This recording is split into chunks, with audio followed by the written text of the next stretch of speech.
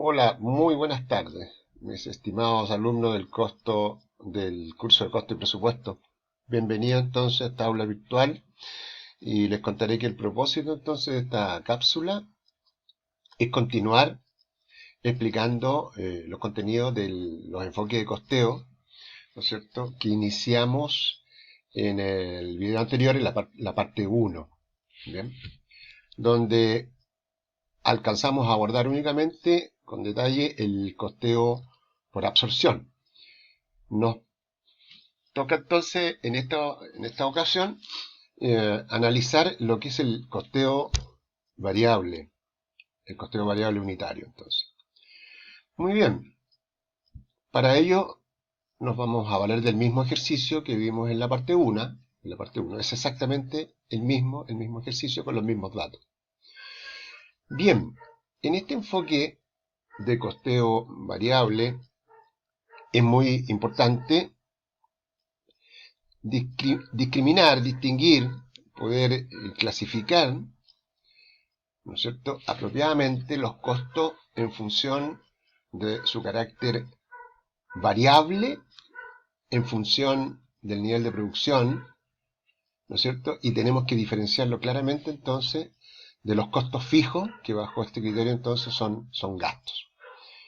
Vale decir que en este enfoque de costeo variable, son costos de producción únicamente aquellas componentes del costo que tienen un carácter variable. Y lo que es costo fijo es simplemente gasto del periodo.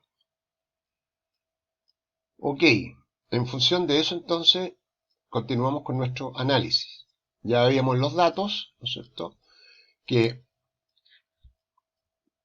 el costo variable unitario de la materia prima directa eran 220 pesos, de manera que lo consignamos acá en esta cédula de costo variable unitario. La mano de obra directa también es un costo que varía en función del nivel de producción y por lo tanto, bajo este criterio entonces es costo.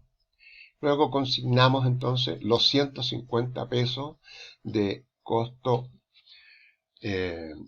variable unitario de mano de obra directa. Lo mismo hacemos con el costo indirecto de fabricación de carácter variable, ¿no es cierto? Y ahí consignamos entonces estos 50 pesos que se consumen por ese concepto. Bajo este enfoque, entonces, el costo variable de producción será simplemente la suma de estos tres costos de producción de carácter variable. Vale decir, los 220 pesos, en este caso de materia prima directa, más los 150 pesos de mano de obra directa, más los 50 pesos de costo indirecto de fabricación variable. Eso entonces suma estos 420 pesos de costo variable de producción. En este enfoque, entonces, como se desglosan el costo variable unitario de producción del costo variable de comercialización, los mostramos en forma separada. Este costo variable de comercialización, como recordarán ustedes en la cápsula anterior, se calcula aplicando un 2% sobre el importe neto de venta.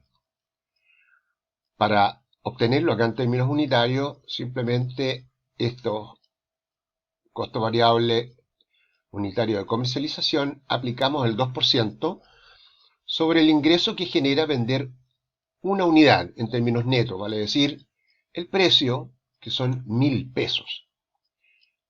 Aplicamos entonces un 2% sobre esos 1.000 pesos y obtenemos de esa manera el costo variable unitario de comercialización de 20 pesos. De forma tal que el costo variable unitario total corresponde a la suma de ambos costos variables, el de producción y el de comercialización. 420 entonces, más los 20 pesos me suman estos 440 de costo variable unitario total. Muy bien. Procedamos entonces ahora con la elaboración del estado de resultados. Ya habíamos visto en la cápsula anterior que las ventas son simplemente la multiplicación del precio neto unitario por la cantidad de unidades vendidas. Recordemos que nuestro precio neto unitario son 1.000 pesos y se vendieron 80.000 unidades, de modo tal que al multiplicar 80.000 por los 1.000 se obtienen estos 80 millones netos de ventas del periodo. A esto tenemos que deducir entonces el costo variable total, que está desglosado entonces en costo variable total de producción, que se determina simple y llanamente multiplicando el costo variable unitario de producción por la cantidad de unidades vendidas. Y de ahí se obtienen entonces esos 33.600.000 de costo variable total de producción. El costo variable de comercialización se determina simple y llanamente multiplicando este costo variable unitario de comercialización de 20 pesos, o sea, el que corresponde a una unidad, multiplicado por las 80.000 unidades que se vendieron durante el periodo, y de ahí obtenemos entonces este costo variable total de comercialización de 1.600.000 pesos. La suma de ambos, entonces, configura el costo variable total, que en este caso suma 35.200.000.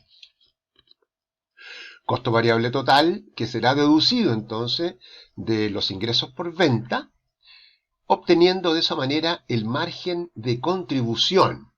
Este margen de contribución será entonces la resta entre las ventas netas y el costo variable total, que en este caso son 80 millones menos 35.200.000, obtenemos un margen de contribución de 44.800.000 pesos, el cual esperamos sea suficiente, ¿no es cierto?, para absorber la carga de costos fijos que tiene la empresa en el periodo. Esto, de acuerdo a los datos, como podemos ver, hay un costo fijo de administración de 20 millones de pesos. En este enfoque, el costo indirecto de fabricación de carácter fijo de 12 millones de pesos, que como ustedes recordarán corresponde al arriendo de la planta por el periodo bajo análisis, que en el caso de absorción lo evaluamos en términos unitarios, acá lo aplicamos por el total como un gasto del periodo. Entonces, en el enfoque de costeo variable, los costos indirectos de fabricación de carácter fijo se imputan por el total contra el margen de contribución en el periodo. Lo mismo hacemos con los costos fijos de comercialización. Aquí también podemos advertir otra diferencia entre ambos enfoques. En el enfoque de costeo absorbente, se fijan ustedes que el costo de comercialización de carácter fijo se lleva a gasto, y el costo o gasto de comercialización de carácter variable también es un gasto. En este caso, en el costeo variable, el costo variable de comercialización es un costo y el costo fijo de comercialización es un gasto que se imputa por el total contra el periodo bajo análisis. De tal forma entonces que debemos sumar esos tres conceptos de costo fijo, vale decir el costo fijo de la administración, más el costo indirecto de fabricación de carácter fijo, y el costo fijo de comercialización, vale decir estos 20 millones, más 12 millones, más estos 5 millones, configura entonces el total de costos fijos del periodo de 37 millones, el cual se resta del margen de contribución obtenido. Vale decir, a los 44.800.000 de margen de contribución obtenido durante el periodo, se le restan los 37 millones de costos fijos, obteniendo de esa forma un resultado operacional de 7.800.000 pesos. Como ustedes recordarán en la cápsula anterior, alcanzamos a anticipar de que se produce una diferencia en el resultado operacional, ¿no es cierto?, calculado según el enfoque que se aplique. En este caso, 10.200.000 menos 7.800.000, la diferencia entre el resultado operacional es de 2.400.000. Veamos ahora cómo valorizamos el inventario final de productos terminados por este enfoque variable. Y esto no es otra cosa que simplemente multiplicar el costo variable unitario de producción por la cantidad de unidades que conforman el inventario final de productos terminados. O sea, esas 20.000 unidades multiplicado por los 420 pesos, que es el costo variable unitario de producción, conforman esta valorización de inventario por 8.400.000 pesos, que también podemos advertir al hacer la diferencia en la valorización del inventario por ambos enfoques, resulta ser cuadrar exactamente con la diferencia entre los estados, entre el resultado operacional evaluado por ambos criterios. Eso está indicado acá, ¿se fijan? Diferencia entre el valor del resultado operacional, 2.400.000. Diferencia ocurrida entre la valorización de inventario final de productos terminados, también 2.400.000. En otra cápsula explicaremos entonces con detalle en qué radica esta diferencia, por qué ocurre y bajo qué circunstancias se da esta constante de que se calzan exactamente la diferencia entre los resultados operacionales y la valorización de inventario. Muy bien, nos vemos entonces en una próxima cápsula. Adiós.